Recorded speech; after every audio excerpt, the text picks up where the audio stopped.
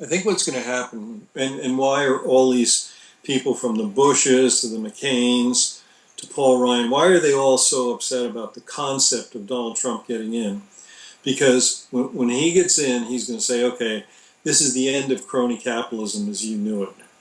And if it doesn't make America great, you bring me ideas, it doesn't make America great, they're out. Oh, by the way, I'm introducing a new thing, line item veto. So I won't veto the whole bill, but items in there are going to get vetoed. Well, They can't ever get that. Also, the other thing which he's talking about is term limits for all these congressmen and senators. well, the thing is, it seems like what we're getting now is a war, really, between globalists and nationalists. Mm-hmm. And Trump is a nationalist, Clinton's a globalist, and all these people like Paul Ryan and Lion Paul Ryan and McCain, they're all, sweet Southern Belle, they're all globalists. Yeah. Trump is a nationalist, and it could be changing the Republican Party to a nationalist party, Yeah. Well, the base. I don't. Yeah, I don't think. I, my opinion is there's nothing wrong with saying why are we taking care of all refugees who really the real refugees, not the terrorists. They want to stay in their own country. They don't want to come here. So why, as he said, why don't we set up settlements for them there? They're safe. And you know what? He's going to go to Putin and say, "Hey, lad, come on, we'll split the thing. I'll build half of it, you build half of it, and guess what? We keep the oil." And so how doesn't this work for us? So that he'll make some kind of deal like that, but the people who are unemployed in Pennsylvania, in Ohio, in Michigan are going to say, you know what? I don't think I feel better than I did 8 years ago. So, and all the kids. Now, the one thing he didn't mention, which I thought he should have mentioned, was what he's going to do with all these kids that have these big college loans. And I don't know, when you're president of the United States, why you can't just go in and go, you know what? We're renegotiating these loans. Why can't you do that? Because it's being supported by government money and agencies. The other two is clearly global warming is off the table because they both never even addressed that and just sort of are both pro fossil fuel. Well, I think I what mean, happened. Clinton mentions global warming, but none of her policies show that it's even on the table for her. No, it's the only thing that's on the table for her is how does she make money and create global chaos. You heard her say borderless. You heard her say it, Yeah. right? That if you don't have a gun now, you better get one, because if that happens, it's going to be like the Wild West again. So, amazingly enough, this is the sea change which we talked about, and which your favorite bloggers talked about, that it's the new epoch here, and things are changing, and everybody's going to go, wait a second. So I spent all this money on college, which was ridiculously expensive, and now because the economy isn't growing, I have no way of getting a job, so I had to move back in with my parents, and that's my new life. I don't like it. And these are the people who are supporting Bernie. So that, in the next debate, I think is an area which Trump should cover and say, here's how he knows he has to grow the economy. And we know we can grow the economy at 4%. I don't think my opinion is, it won't happen all with trickle down. The trade is absolutely the biggest thing. You can't keep shipping $800 billion out a year globally and think the country's getting better off. So I think that will change. And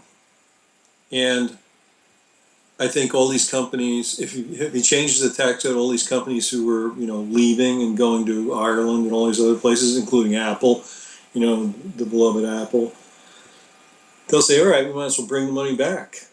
And there will be more money here. I also think the other thing is Janet Yellen knows if he becomes president, she's out. And she should be. I mean, they've done nothing. And the Fed, I think, the monetary policy has no influence on the economy anymore. Obviously, we have a 0.25% interest rate. It's ridiculous. The banks aren't loaning money I anymore. guess the big question is because obviously both the Republican Party and the Democratic Party are in total freaking chaos. So let's just say you get Trump presidency. Will that suddenly make the Republican Party more populist and the Yes. Democratic Party just this bullshit corporatist uh, Yeah. entity, or will the progressives take over the Democratic Party and make it more for the people, or will everybody just bail and start another party? What I actually think is going to happen, and politicians are like weather vanes. So if the wind's blowing this way, I'm this way. So if Trump gets in, this is the beauty of having him. If Clinton gets in, there's going to be nothing changed. It'll be the same. But if Trump gets in, they're all going to go, hey, I can see what's happening. If I want to be elected, I better get on that bandwagon. So what I actually think you're going to see is actually more cross-party working, and the progressives and the Democratic side are going to say, hey, we're Americans, we're not Democrats. We're progressives, we're not Democrats. He's got a progressive agenda here, let's go with that. So I honestly believe that the two sides would work more closely together, and the old timers like McCain, they'll be out. They'll be out. He will have no power compared to Trump. He'll look like just a whiny old guy who didn't get elected, and now he's having to deal with the guy who got elected. Same thing with Paul Ryan. You know, he failed for that idiot Mitt Romney. So, and I also think Wall Street's going to be terrified because he's going to appoint an attorney general, probably Rudy Giuliani, who's going to go, you know what, Mr. Goldman Sachs, Mr. Wells Fargo, you pull this stuff, you're going to jail. People pull it under your watch, and you have emails that we can prove that you knew about it, you're going to jail. And so these are the kinds of things that they know he will see through because he knows how that game works. Yeah, well, like when Trump said, "Yeah, you're going to jail," and everybody cheered.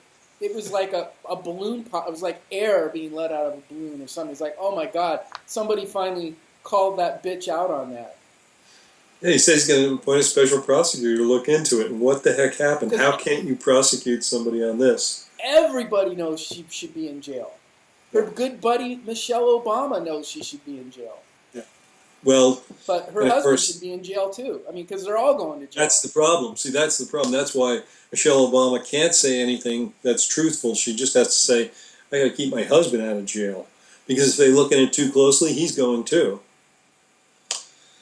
Remember, Hillary Clinton was married to the last guy who went through impeachment. And they lied under oath, which is, you know, a criminal offense, and they got passed. And so this is what's happened all along. And they know if Trump gets in, those days are over. But I think he feels the gravitas of the moment in that when he said, you know, I said those things, I apologize, I won't let the country down. I think he feels, having gone around seeing tens of thousands of people following him, that they really do need to make the country great again. Well, the other thing is, when he's out, he sees real people. Yeah. He goes out there and there's 20,000 like real people. Clinton goes, they have to put ads out on Craigslist for people to actually show up. Did you see that one thing? There was at some Baptist revival, and they had to close half of the stadium. There was no one there, and then there was still nobody there.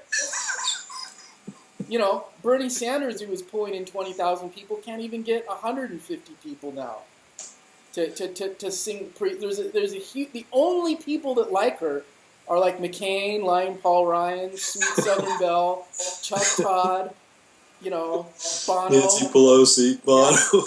Nancy Pelosi, Clinton surrogate Bill Maher, you know, yeah. Mrs. Alan Greenspan, Vanderbilt kid, Lemon, you know, the lovely Rachel Maddow, the lovely and witty Rachel Maddow. These are the only people that, and that's a small percentage of the population.